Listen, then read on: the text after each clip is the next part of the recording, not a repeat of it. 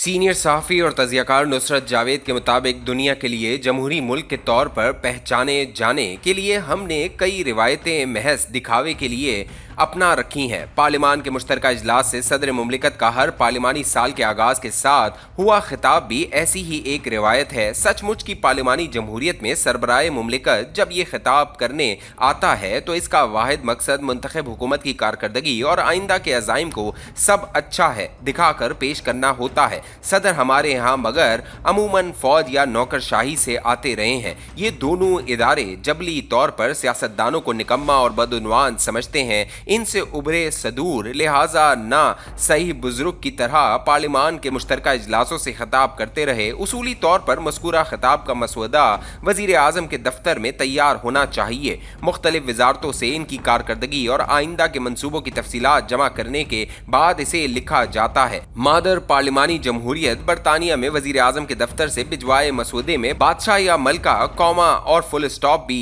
बदल नहीं सकते। मेरी पार्लिमानी रिपोर्टिंग का आगाज जनरल ज़िया के दौर में हुआ था। 8 बरस के सख्त गीर मार्शल लॉ के बाद मौसूफ ने 1985 में गैर जमाती इंतखाब करवाए थे। इंतखाबात के बाद जो कौमी असम्बली कायम हुई, इसके लिए मोहम्मद खान जुनेजो को नामजद करते हुए जनरल ज़िया ने खुलकर आगाह किया कि वो अवामी नुमाइंदों को इक़्तिदार मुंतकिल नहीं कर रहे, इन्हें इक़्तिदार में शरीक कर रहे हैं शराकतदारी में। लेकिन मैं यानी जनरल ज़िया और मेरे रुफ़का कलीदी रियासती फैसले करेंगे। पाकिस्तान का एटमी प्रोग्राम और अफगान जहाद इस तनाजुर में सर फहरिस्त थे। मुंतखब लोगों का बुनियादी फरीज़ा लोगों को नौकरियां दिलवाना या अपने हलकों में बिजली और गैस की फराहमी पर तवज्जो देना था। गैर जमाती बुनियादों पर मुंतखब हुई कौमी असम्बली मगर सानवी किरदार अदा करने को तैयार न हुई। बतदरीज अपने पर निकालना और बादज़ां फैलाना शुरू हो गई। बिला आखिर इसका खालिक ही इसे 1988 में बरतरफ करने को मजबूर हुआ। जनरल ज़िया की फ़िज़ाई हादसे में हलाकत के बाद रियासत के दायमी इदारों ने बाहम मिलकर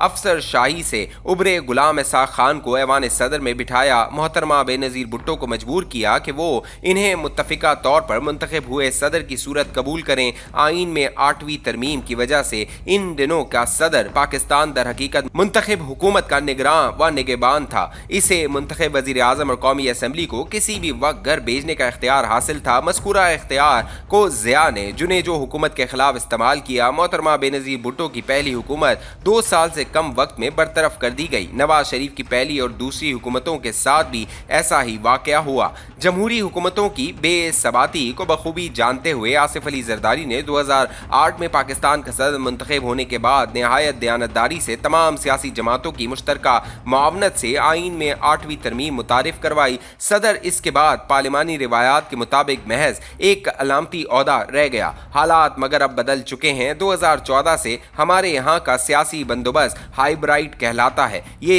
तीतर है ना बटेर, दिखावे की जमहूरियत है। रियासत के कलीदी फैसले मुंतखब नुमाइंदे नहीं, रियासत ही के ताकतवर तरीन इदारे करते हैं। ऐसे हुकूमती बंदोबस्त के होते हुए किसी भी सदर का महज अलामती रहना नामुमकिन है। आसिफ अली ज़रदारी के लिए अलामती सदर होना इसलिए भी बहुत मुश्किल है क्योंकि वो एक जमात के सरबराह भी हैं। इस जमात के नज़रियाती शनाख्त बतदरीज मादूम हो चुकी है सिंध में, लेकिन वो 2008 से मुसलसल बरसरे इक़्तिदार हैं। अपना किला मजबूत रखने की खातिर इसके लिए चंद मामलात पर सख्त मौक़िफ़ इख्तियार करना ज़रूरी है। सिंध में अवामी सतह पर पानी एक हसास तरीन मामला है। दुनिया भर के कई ममालिक में ऐसे सूबे या मुल्क जो पानी के लिए बालाई खित्तों के मोहताज हों, इस मामले पर बहुत जज्बाती महसूस करते हैं। हमारे यहाँ की ज़राअत बुनियादी तौर पर दरियाओं से अंग्रेज़ दौर में निकाली नहरों के पानी पर कामिल इन्हिसार की आदी है। पानी चोरी का इल्ज़ाम वाफिर पानी से मालामाल देहातों में भी ख़ानदानी दुश्मनियों की जानिब ले जाता है और सिंध में बरतानवी दौर ही से